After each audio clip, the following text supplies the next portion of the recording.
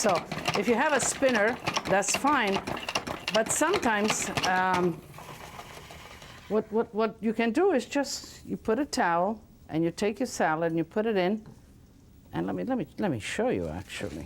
This has been sort of dried, but you do like this. And if you don't have a spinner, or if you're, and you just go like this. My grandmother used to do this. And you continue doing it until it's done, and then you put it in your bowl. Okay, this is nice and dry. I have the pan going. It's a little hot, so I like nice sort of pieces. Some people like really small pieces of bacon. Some people like thick, like some of shoestring potatoes, you know, that kind of. I mean, whatever you know you enjoy. But I like a nice piece of bacon when I bite into my salad.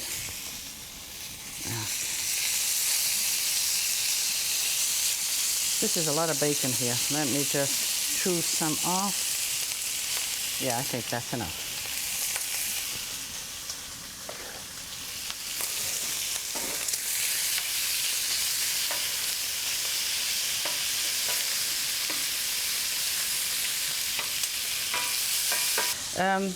The mushroom, just if it's still open, just sort of clean this.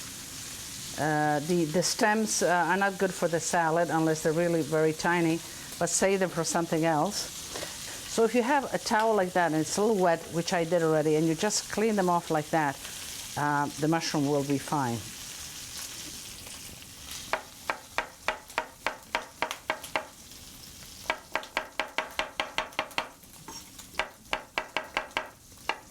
When you're cutting, I mean, the simplicity, just keep your fingers away, get your knuckles towards the knife, so that will sort of guide your knife not to go on your finger, so always like that with the knife. Okay, let me put that right in here.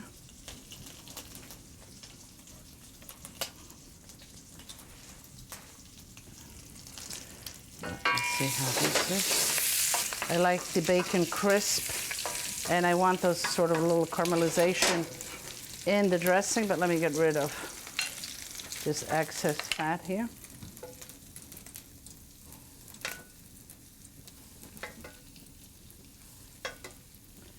I mean, you can leave a little bit, but I kind of like to do it this way, then just add a little bit of the oil. I'm going to close the, okay, and add the vinegar right in here.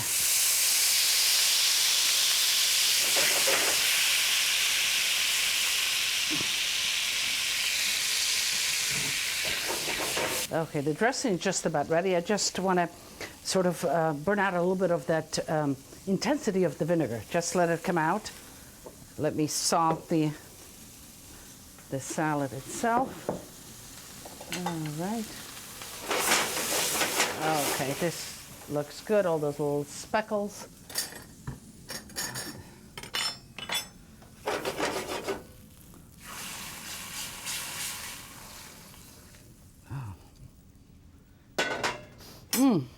Great. Now, of course, you dress the salad the last minute because it is a warm dressing and because, you know, salad wilts anyway. That's why you wait for the rollatini. Let me just put a little bit of fresh pepper. You know, this salad sort of fell out of favor, but 20 years ago it used to be such a big seller in the restaurants. I really liked it. I really like it, and I still serve it in my restaurants, you know, some versions of it. I serve one like that with shrimps. And it really becomes almost, you know, like a meal, a lunch, a full lunch meal.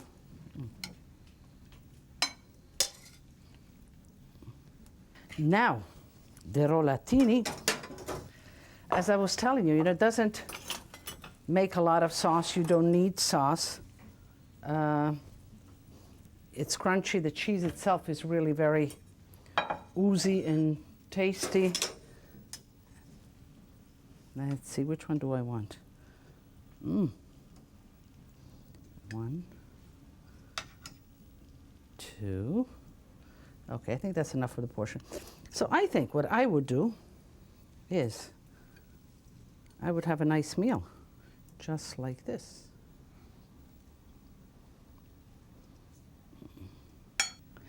So here I am again at the difficult chore of tasting for you. But this looks wonderful. All right.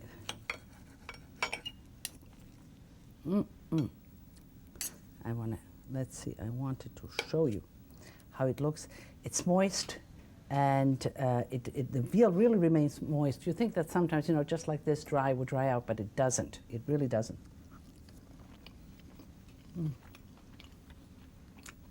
Good.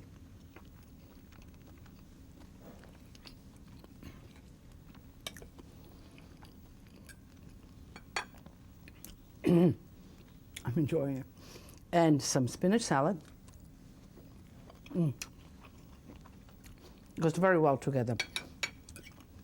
The spinach salad, I like my spinach salad just with a little extra acidity. I know you're not supposed to talk with your mouth full, but I got to convey to you, as it happens. I like a little acidity in my spinach salad, so a little extra because of the bacon, and together really, really goes wonderful. And of course, a little sip of vino makes it all complete. Now, to make it complete, you would think dessert. But you know, Italians are not big dessert eaters. So, I'm going to show you how to make a cookie. A pignoli almond paste cookie. Very typical in Sicily specifically, where the almonds are the best. And that's going to be just the perfect ending to this dish. Pignoli cookies, biscotti di pignoli, wonderful cookies. Everybody, you've had them. Every Italian bakery has them. It's those little sort of rounds with all the pignoli nuts, and these are the pignoli nuts all over it. It's great because it's a cookie that's a flourless cookie. So what you need is almond paste to begin with, and I'm just opening a can of almond paste here. I opened both sides, and I'm just going to press it right out into the processor. Now these things are good. You know what you can use them for? If you make raviolis or if you're cutting pasta, they make great like cookie cutters. And it's nice because you have, you know, really something to so when you're making those ravioli or whatever, or even cookies, they're great like this. Let me just break. So this is almond paste. It's just sugar and ground almonds and some egg whites. And the cookies ultimately are flourless. And they take an abundant amount of sugar, but that's, I guess, what makes them good. Egg whites, not the yolks. Save the yolks to make that pasta. And you have the can to cut the ravioli. So you're all ready to go.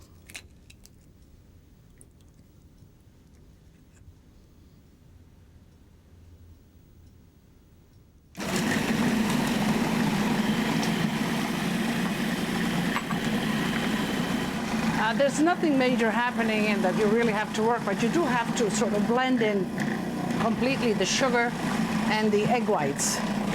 And the mixture will be a little sticky at the end. Okay. Yeah.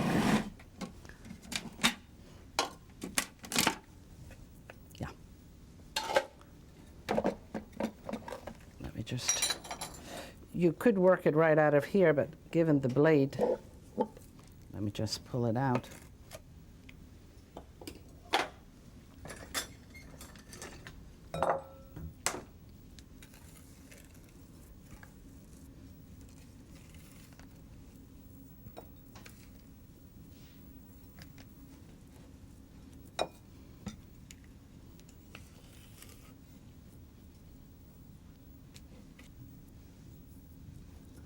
Ready to shape them. Make yourself a plate of the pignoli, just spread them out. You don't have to, usually pignoli or any nuts that you work with when baking are toasted, but in this case, they'll toast on top of the cookie, so just a little bit of wet water, and you shape them. And make it in a bowl. I want not too big in a bowl. Just roll the bowl right into the pinoli nuts. You just set them on a baking sheet lined with paper, parchment paper. And let me just put a little bit more. Make them all the same size. Now, they'll bake about 15 minutes in 350-degree oven. I like mine chewy because, you know, there's no flour. There's not really much that needs cooking. The macaroon is chewy, is very good, and I like them that way.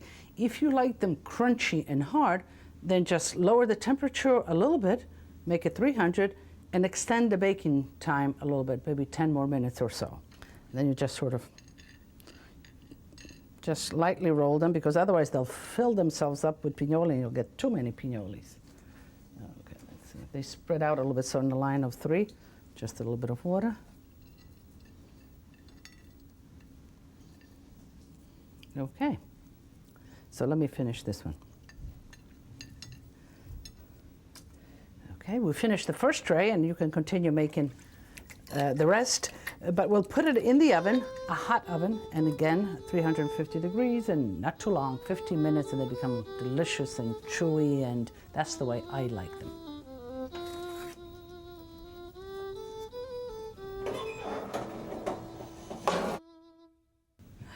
Well, the cookies are baked and they have cooled off.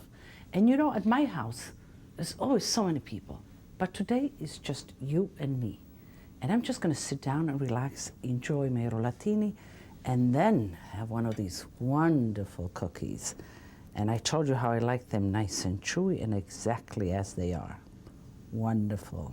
Well, I'm gonna set them down, and you know, what do we say at my house? Tutti a tavola a mangiare. But it's not tavola today. You're in my kitchen, so tutti nella mia cucina a mangiare.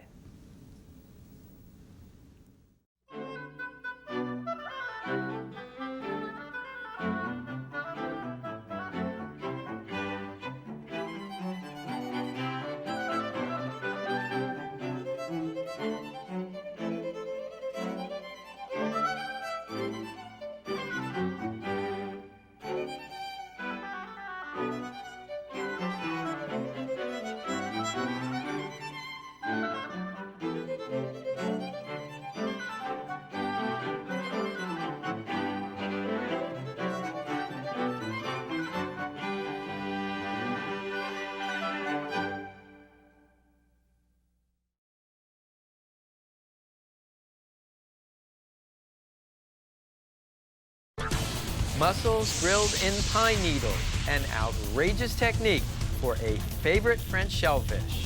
Salmon on a stick, a Native American classic, roasted on redwood steaks over an open fire.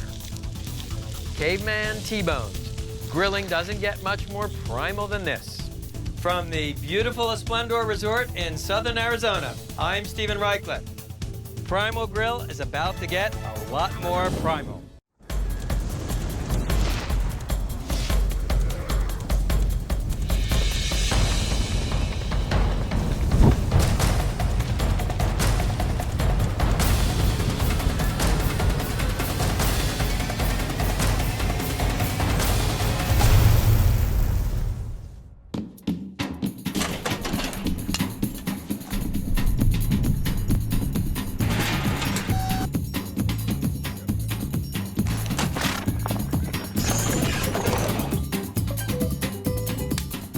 Long ago, before pots and pans, before smokers and grills, there was fire.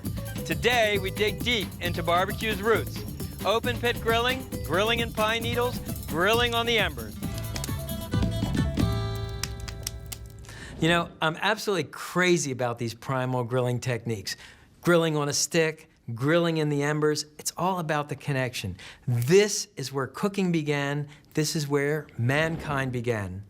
What if I told you that one of the best dishes I ever tasted on Planet Barbecue contained only one ingredient? That it used a fuel you find in forests and parks everywhere, and a grilling technique unique in the annals of barbecue. The French call it éclat de moule, and I call it one of the best ways there is to cook mussels. The mussel is a black-shelled bivalve, particularly prized on the west coast of France. When working with mussels, first, if you see any with partially open shells, tap them on the cutting board. If the shell closes, you know the mussel is still alive and safe to eat. If the mussel shell stays open, discard it. Cardinal rule with any shellfish, when in doubt, throw it out. The next thing to look for is the beard. It's a cluster of fibers the mussel uses to cling to the rocks. And if the mussel has a beard, grab it with needle-nose pliers and pull it out. At the restaurant La Bouvette on the Ile de Ré, an island off the west coast of France, they actually use a cast iron skillet with holes in it, the sort you would use for roasting chestnuts. If you don't have one, you can make a holed pan. Simply poke a series of holes in the bottom of the pan with a knife and twist to make holes about 1/2 inch in diameter. Obviously, this is not a great thing to do to the blade of a knife you use every day. Once you have perforated the bottom of the pan, loosely fill it with dry pine needles. And you want to sort of feather the pine needles. That way, they'll catch fire more easily. It's important that the pine needles be dry. Now, take the mussels and lay them on top of the pine needles. And you want them fairly sparsely spread, about 1 pound of mussels per person.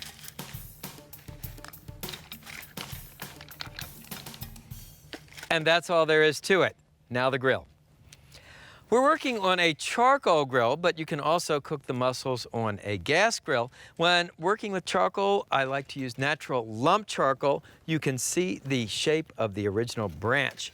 And what you do is light it in a chimney starter, place either a piece of crumpled newspaper or a paraffin fire starter in the bottom, light it on the grill. Beauty of a chimney starter, the shape funnels the heat upward so the coals light evenly without having to use petroleum-based fire starter. And here's a chimney I lit earlier. So simply dump out the coals and rake the coals into a mound in the center of the grill.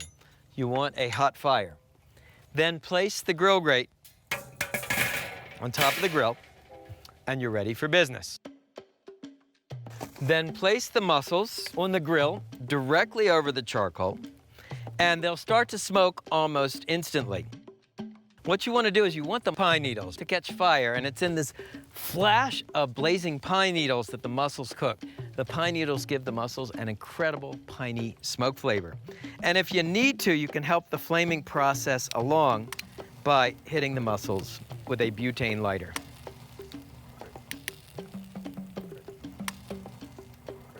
And once the pine needles flame, cover the mussels with another foil pan. That holds in the heat and smoke. Cooking time is really quick, 5 to 8 minutes, or just until the mussel shells open.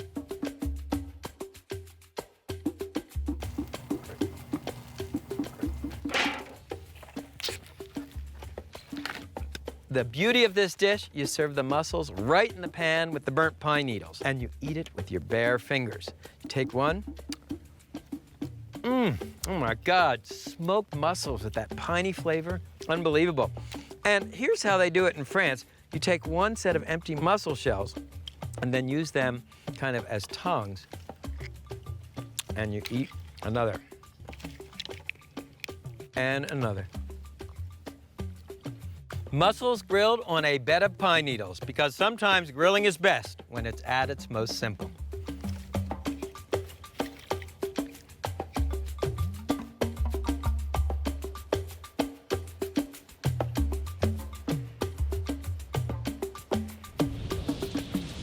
When the first Europeans arrived in the New World, they found a highly developed tradition of live fire cooking. Barbacoa in the Caribbean, clam bakes in New England, luau's in Hawaii, and of course the great salmon roasts in the Pacific Northwest and California. That's the inspiration for our next dish, salmon roasted on redwood steaks in front of an open fire. To be strictly authentic, you'd use wild salmon from the Pacific, either king or coho. And ideally, it would come with the skin attached. Take the salmon and cut it crosswise into sections about 3 inches wide. This salmon has had the pin bones removed, but you can just run your fingers over the fillets, and if you feel any bones, pull them out with a needle-nosed pliers. Next, make a series of starter holes through the salmon skin.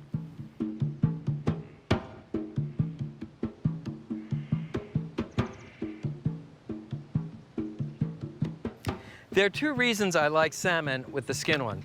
First of all, the skin helps the fish hold together on the steaks. Second of all, I love the crunchy taste of grilled salmon skin.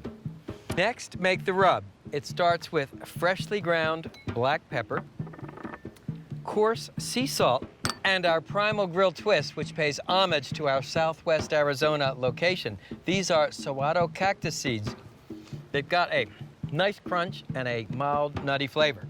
So add these to the salt and pepper mixture. Mix the rub with your fingertips. Season the salmon on both sides with the cactus seed rub. If you can't find saguaro cactus seeds, use poppy seeds or sesame seeds. The saguaro cactus is an iconic symbol of the Sonoran Desert, where we're taping Primal Grill. Just rub the seasonings into the fish. Take a piece of salmon and thread the narrow end of the redwood steak through the starter hole, out the other end, and then just sort of curl back through the middle starter hole and finally out the other side. And slide the fish to the end of the steak. Do the same with the second piece of salmon.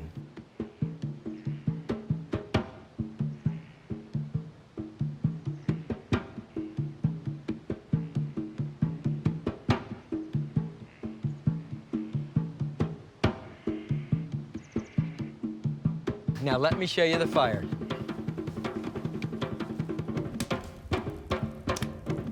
To cook the salmon on a stick, we have built a long, slender fire pit. Now, this shape is great because it helps localize the fire. Ring of stones on the outside, hardwood fire on the inside. Earlier today, we made a series of holes in the ground right behind the fire pit, and you just want to stand the salmon on its redwood stakes in front of the fire.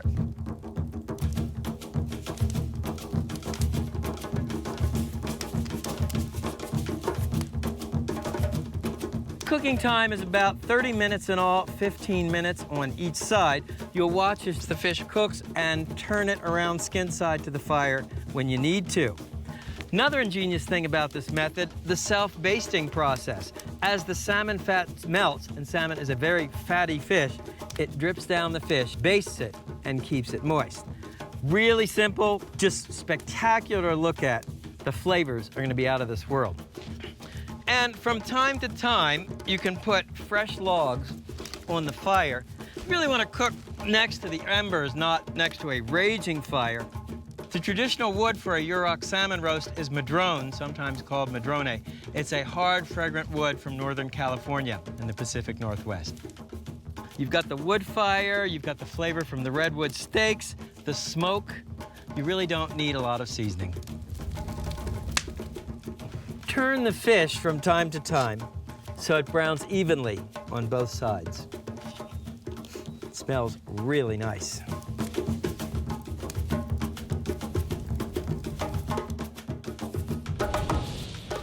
The salmon looks cooked and it looks beautiful. The way you check it is to give it what I call the flake test. You kind of pinch a little bit and it will break into clean flakes. Yum.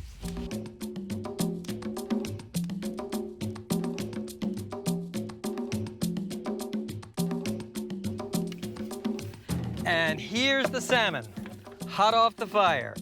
You can really smell the wood smoke. Okay, let's take a piece. Look how easily it slides off the steak.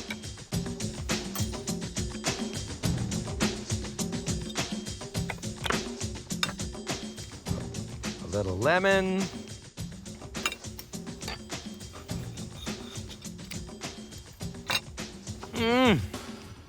Wow. Utterly simple and utterly great. That salmon is so moist, and you get the little nutty crunch of the cactus seed.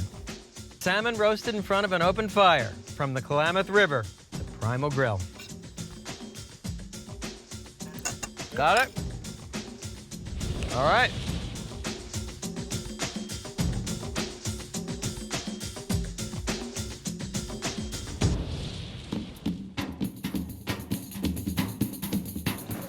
It's amazing how much work goes into a show.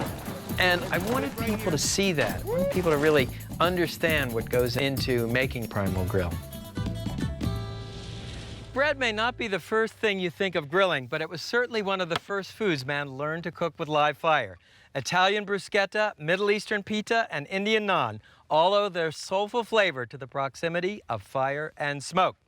Up next, a not-so-simple garlic bread you grill directly over a campfire. Start with loaves of Italian-style bread and cut them in half using a serrated knife.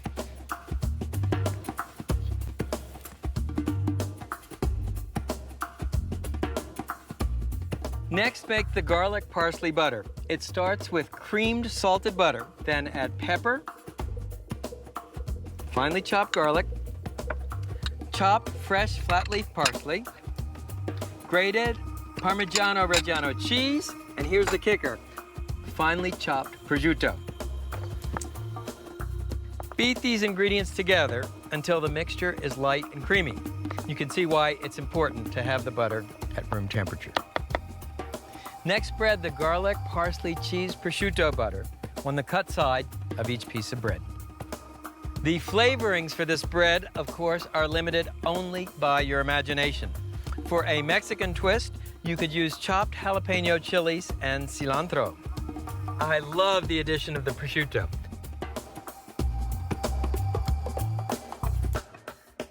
There are a couple of options for grill baskets. This model is designed for a half loaf, and this model accommodates a full loaf. What you do is, using an oil sprayer, spray the basket with olive oil. This will keep the garlic bread from sticking. All you need to do at this point is place the garlic bread half in the basket. Then slide the ring back to secure it. I'll show you again. Ring down to open the basket. Half garlic bread. Slide the ring down to secure it. With this basket, open up the hinge panels, and the flexible wire will bend to accommodate the bread. Close the basket with this ring. The garlic breads are ready for grilling. Let's head over to the fire. So when I said wood-grilled garlic bread, I meant it. And what you want to do is just use your live fire as a toaster. Get more of a kind of a smoke flavor, you go over the flames, and more just grilling, you go over the coals. And if it gets too hot, put on your grill gloves and you can go back over the heat. Remember, the grill was the original toaster. You've probably heard of a popular Italian appetizer called bruschetta. It comes from the Italian word bruscare, meaning to burn. Of course, what we want to do is grill the garlic bread, not burn it.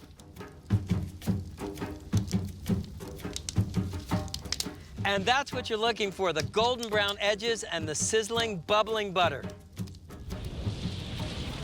And here's your grilled garlic bread. What you want to do when you take it out, remember this metal ring will be very hot. So use a glove to pull it out, and then you just kind of shake to loosen the bread from the basket.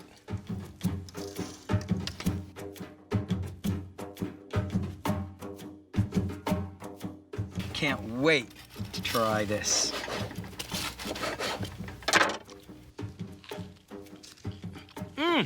The wood fire gives the bread a really rustic quality, and the prosciutto and Parmesan take this to a whole other level.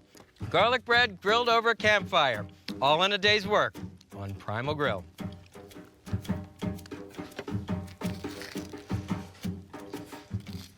Very nice, and let's clean it up.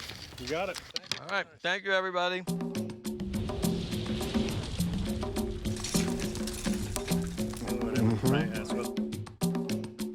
Long before there were grill grates or even barbecue grills, there was live fire cooking. I give you our most primal steak yet, the caveman T-bone. You don't even need a grill grate. The T-bone is my favorite steak. It's actually two steaks in one, a New York strip and a filet mignon, connected by a T-shaped bone. Step number 1, season the steaks generously on both sides with coarse salt and freshly ground or cracked black pepper.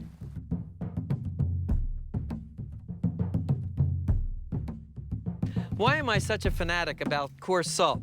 Because the crystals dissolve more slowly than table salt.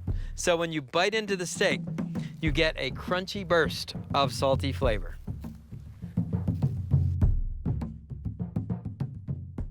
Let me show you the fire. I'm working over natural lump charcoal, which I've lit in a chimney starter.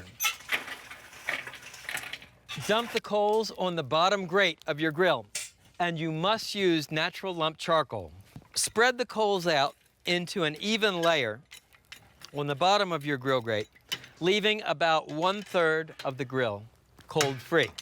This is your cool or safety zone, and believe me, you'll need it. Next, fan any loose ash off of the coals. And now, the really cool part. Take your T-bones and check these out. These are a full 2-inch thick. And lay them directly on the coals. Hey, I told you these were caveman T-bones. So what's the advantage of cooking the T-bones directly on the coals? Well, besides the obvious shock value, you get a surface charring, a crust, and a smoke flavor you just can't achieve on a conventional grill. And how do you know when it's time to turn the steaks? Well, first of all, you'll see a little blood purl up on the top of the steak. And then look at the bottom. When it's crusty and dark brown, the steaks are ready to turn.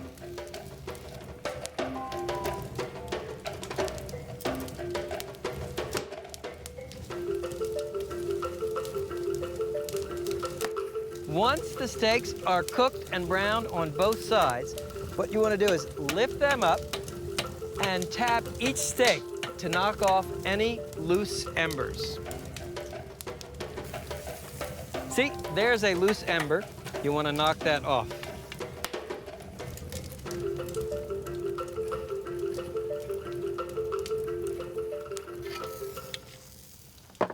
And with a pastry brush, you can brush off any loose ash. There won't be much. Now, you never want to cut into a steak hot off the grill or the coals. You always want to let it rest for a few minutes so the meat will relax, become more juicy. So, loosely cover the steaks with aluminum foil. And now the fire-roasted pepper sauce. Break the coals into an even layer and pour about a half cup of extra virgin olive oil into a cast iron skillet. Then set the skillet directly on the coals to heat for a couple of minutes.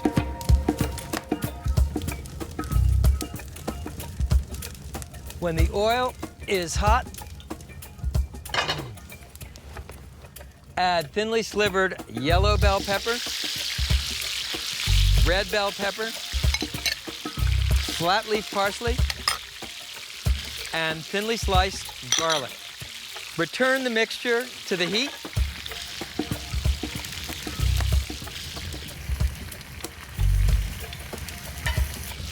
Cook the peppers until lightly brown and fragrant and aromatic, 2 to 3 minutes. Was I nervous the first time I threw an expensive T-bone steak on a bed of embers? You bet I was. But the flavor was so amazing, the presentation so cool, I had to take a chance and try it. So the T-bones have rested.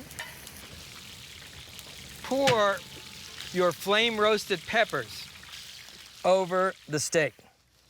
And you want to use a really thick glove. This is extremely hot. So there it is. Caveman T-bone with flame-roasted pepper sauce. And I can't wait to dive in. Look at that, the way I like it. The smoky crust, the garlicky peppers. This might be the best steak on Planet Barbecue.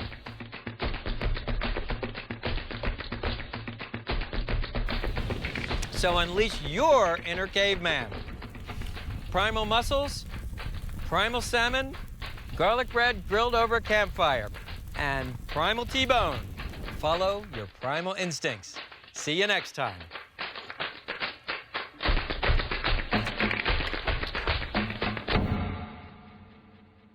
Light it in a chimney starter. You place either a piece of crumpled newspaper. That's what you're looking for, the golden brown edge and the sizzling bubble. And if it gets too hot, just back off the fire. I think I'm gonna say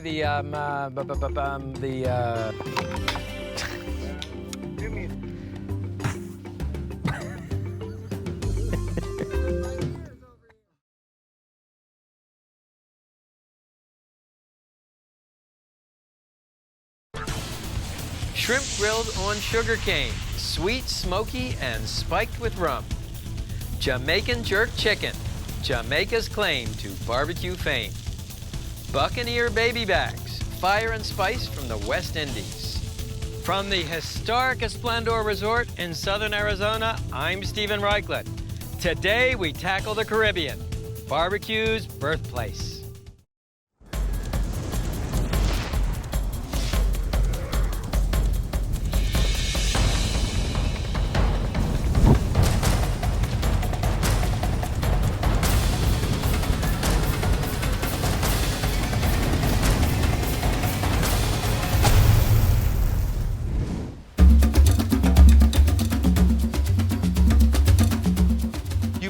Know the Caribbean as a hotbed of primal grilling. What you may not know is that it was here that the Taino Indians developed a unique wooden grill called a barbacoa. Yes, that's the origin of our word barbecue. Today on Primal Grill, barbecue's birthplace, the Caribbean. Okay, I'm ready if you are. Need the knife, please, and that small whisk, please. Many countries have vast grilling repertoires. Jamaica's claim to barbecue fame lies in a single dish, jerk. Perfected by runaway slaves in the 18th century, jerk consists of a fiery paste of Scotch bonnet chilies and allspice. You're probably familiar with jerk pork. Here's a lesser-known jerk chicken from the town of Yallis. And it begins with the jerk seasoning. Start with one bunch of scallions cut into 1-inch pieces, then a couple of shallots, finely chopped garlic, and as much fiery Scotch bonnet chili as you can bear. Next, fresh thyme, salt, freshly ground black pepper, allspice, and puree these ingredients together in a food processor. Once pureed, add a little vegetable oil and enough water to obtain a thick but pourable seasoning. People say that the Scotch bonnet is the world's hottest chili. Well, many of you have written to let me know that there are hotter chilies in India. but I will tell you, this is one of the hottest. 200,000 Scovilles, that's a measure of heat.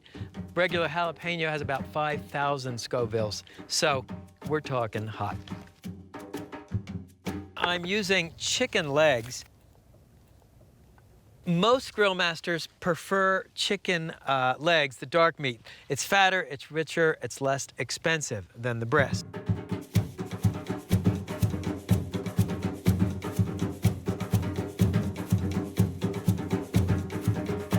Yes, the jerk seasoning has Scotch bonnets, but it's really as much about the sweetness of the allspice and the fragrance of the thyme. That's really the essence of jerk seasoning. Okay, and what you can do just to finish up here is a little fresh thyme and allspice berries on top. Refrigerate for at least 4 hours or as long as overnight. The longer, the richer the flavor. Jerk is associated with the Maroons, who were runaway slaves that gathered on the south coast of Jamaica. And they had villages in the deep, impenetrable highlands. Jerking was a process of preserving meat in fiery chilies and spices, and then smoke roasting the meat over pimiento, allspice wood. Next, the fuel. Now, in Yalis, they would use natural lump charcoal. You can see by the jagged shape that this actually really came from a tree. You light the charcoal in a chimney starter like this one. You can use either crumpled newspaper or a paraffin starter to light the charcoal. Beauty of a chimney, it conducts the heat upwards, so you don't need lighter fluid. In Jamaica, they cook the chicken in a 55-gallon steel drum. I'm using a Kamado cooker. This is a ceramic cooker. Among its features, thick ceramic walls, which are great for holding the heat, a very well-designed venting system that enables you to go from very low heat to a very high heat in a matter of minutes. We have a bed of charcoal on the bottom, and in order to smoke the jerk chicken, we're going to add a handful of hardwood chips. And in Jamaica, they would use allspice wood. It's called pimiento. So we can add a handful of allspice berries to replicate the effect. Next, place the grate on the grill. Take the chicken. You can see I've had it over ice for safety. And simply arrange the chicken pieces on the grate.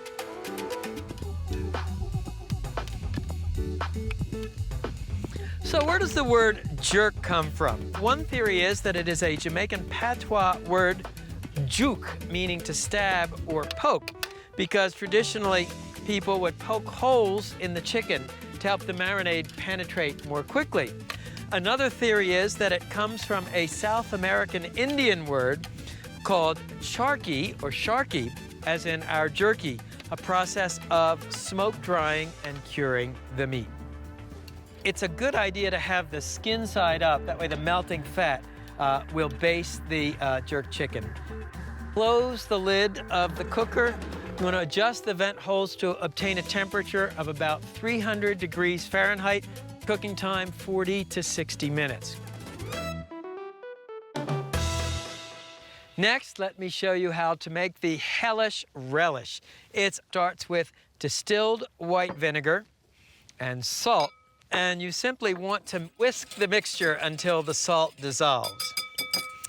Then add thinly sliced Scotch bonnet chilies and thinly sliced onion. And the chilies, of course, are what make the relish hellish. Let this mixture marinate for at least 30 minutes. It's sort of a pickle. It will actually keep for several days. All right, let's check the chicken. Swap out. Let's put the new guys out.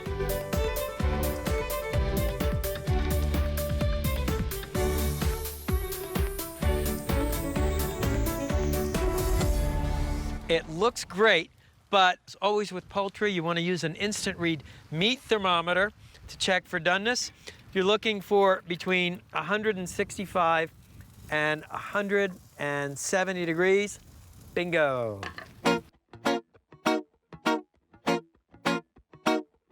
take the jerk chicken to a platter, which I've lined with a banana leaf, in keeping with the island theme.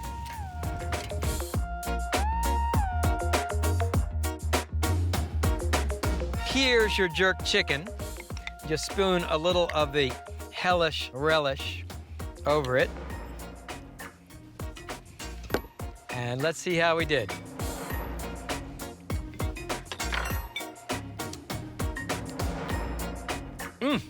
Really nice, man. Good heat, smoky meat.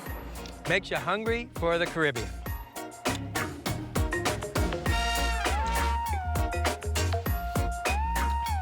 Terry, there you go, sir.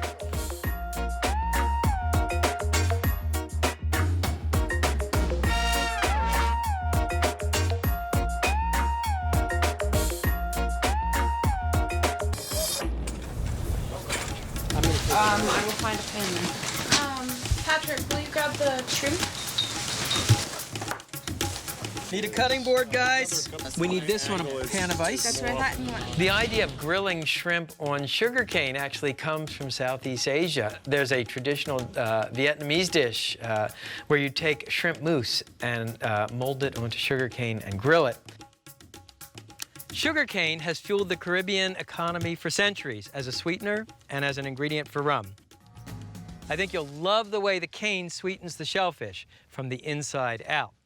Step number 1, the glaze. It starts with 8 tablespoons of salted butter, 1/2 cup brown sugar, Dijon mustard,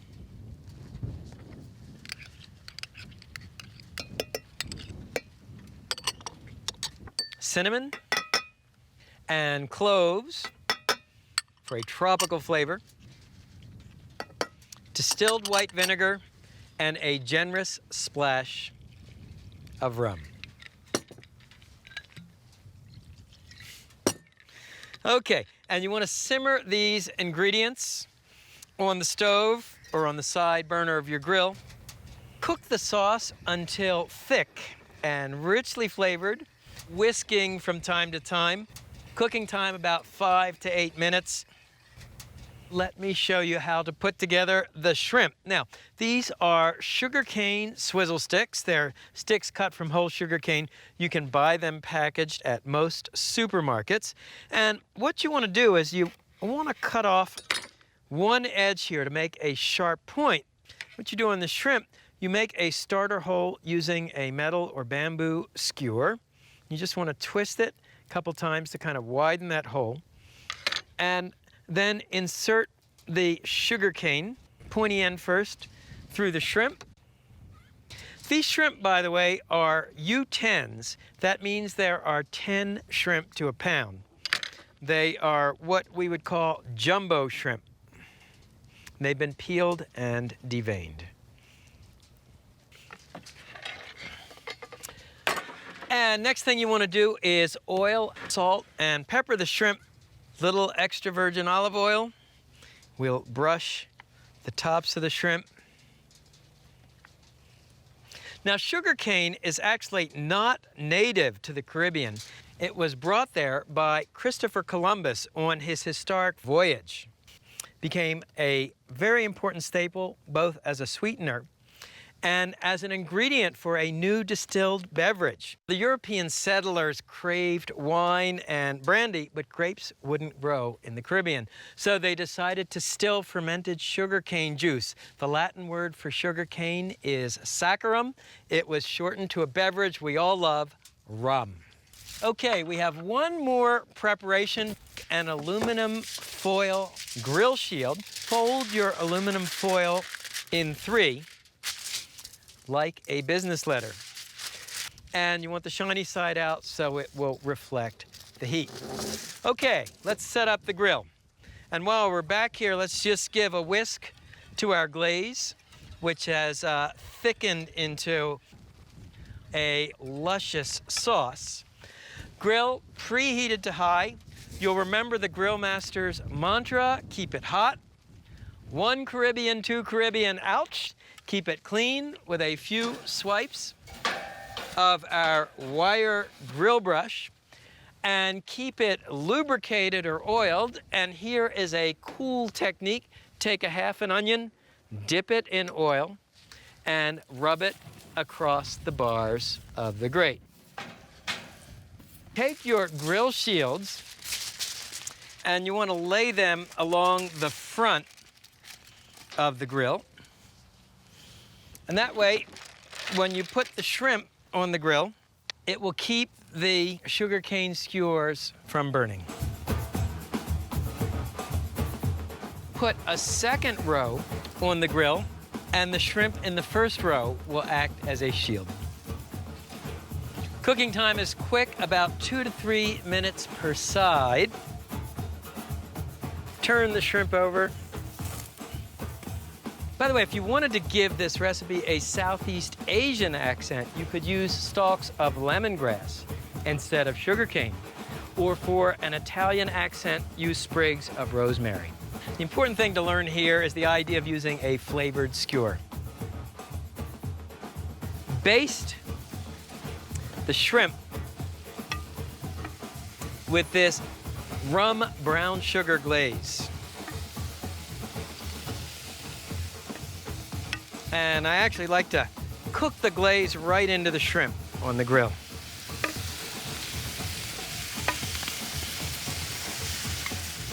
And the way you tell the shrimp are done, well, first of all, the poke test, they feel firm to the touch. You can see by the color.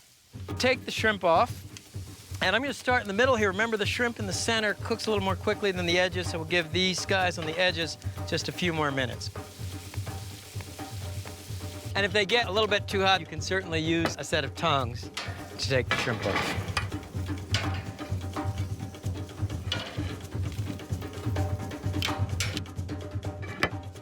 Just to finish up, what you can do is just take a little bit of this sauce and ladle it over the shrimp. It's a really nice sauce, kind of sweet with the mustard and vinegar to balance the sugar. And then any leftover sauce can go into a bowl to serve with the shrimp. For dipping,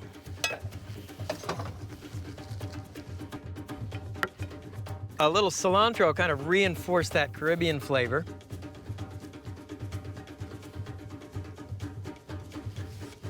And there you have it, shrimp grilled on sugarcane with a mustard rum brown sugar sauce.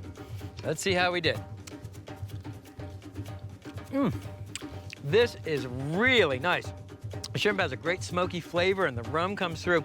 And best of all, you bite it and you get that little squirt of sugarcane juice. It's the quintessential taste of the Caribbean.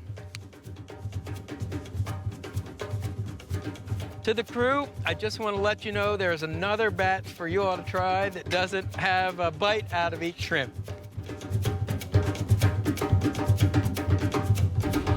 The making of a show like Primal Grill may seem easy when you watch it on your screen, but an enormous amount of work goes into it. And I wanted people to see the work that goes into it, to see how we prep the food, how we keep the fires burning. It's sort of a major organizational and logistical challenge. In the 17th century, French pirates gathered on the north coast of Haiti, where they took to smoking meats like the natives. The local word for smoke was boucan, and the pirates became known as buccaneers. That's the origin of our last dish, buccaneer baby backs. As with so many dishes on Primal Grill, it begins with a rub. Start with coarse salt, brown sugar, black pepper, garlic powder, onion powder, ground cinnamon, and ground cloves for a tropical flavor, cayenne pepper or hot paprika. Mix the ingredients with your fingers to break up any lumps that may be in the brown sugar.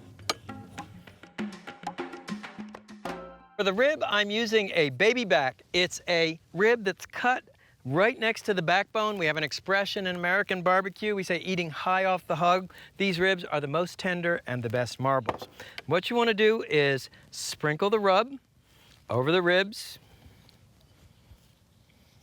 and rub the spices into the meat.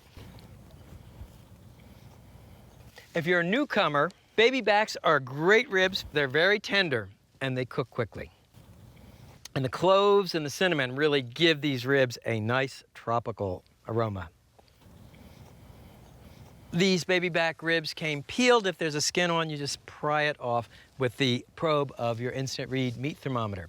And if you want to cook a number of racks of ribs in a small space, you can stand them upright in a rib rack. When you place the ribs in the rib rack, you want the fat part of the ribs upwards that way. As the ribs cook, the melting fat will baste the meat. Now the grill. We're working over charcoal. It's much easier to smoke on a charcoal grill than a gas grill. And I've lit natural lump charcoal in a chimney starter. What you want to do is set the grill up for indirect grilling. That means dumping the coals into these side baskets and leaving the center of the grill open. Now take a couple of aluminum foil pans and place them in the bottom of the grill. The foil pans actually serve two purposes. First, they catch the dripping fat from the ribs, and second of all, they force you to have an indirect grilling setup.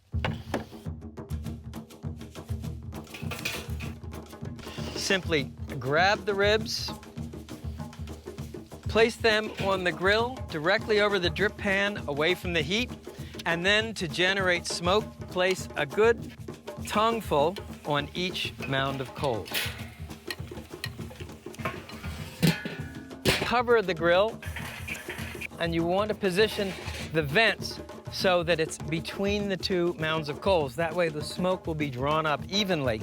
Cook at a temperature of about 325 to 350 degrees. Yeah, I know that's a little bit hotter than the low-slow method used for spare ribs, but with baby backs, I like to work at a higher heat. The meat comes out a little bit more crisp.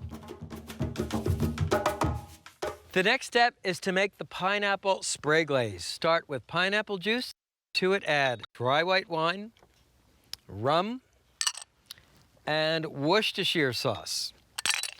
And the cool thing here is that we'll place the spray glaze in a spray bottle and spray it directly on the ribs. Pineapple is native to the New World. It was one of the first fruits brought by Columbus back to Spain. Okay, and then simply attach the sprayer. Good. Now, the ribs have been cooking for about 30 minutes. And what you want to do is just spray the ribs with this pineapple mixture. And what this does is helps keep the ribs moist and adds an extra layer of flavor. We'll cover the ribs and cook for another 30 to 40 minutes.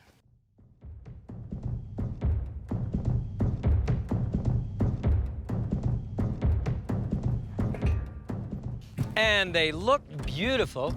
And the way you check for doneness is you actually look at the ends of the bones. You can see the meat has shrunk back by about 1/4 of an inch. That tells you the ribs are ready. I'm gonna do one final preparation here, and that is I'm gonna place the ribs directly over the fire and baste with a little bit of our pineapple rum barbecue sauce. The idea is that you actually sear the sauce right into the meat. The recipe for the sauce is on our website. One very common mistake in cooking ribs is to put the sauce on too early. Remember, most barbecue sauces contain sugar, and the sugar will burn. So if you put the barbecue sauce on, do it right at the end.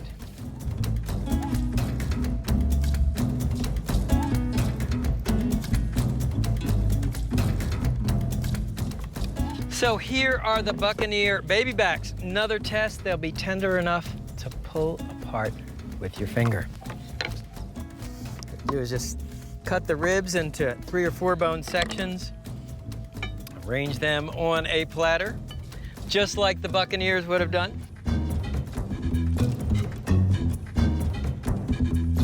We have nailed these.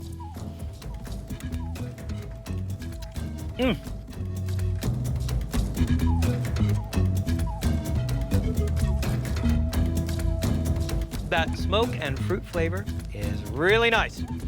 So there you have it. Shrimp grilled on sugarcane, Jamaican jerk chicken, and Buccaneer baby backs from the birthplace of barbecue on Primal Grill.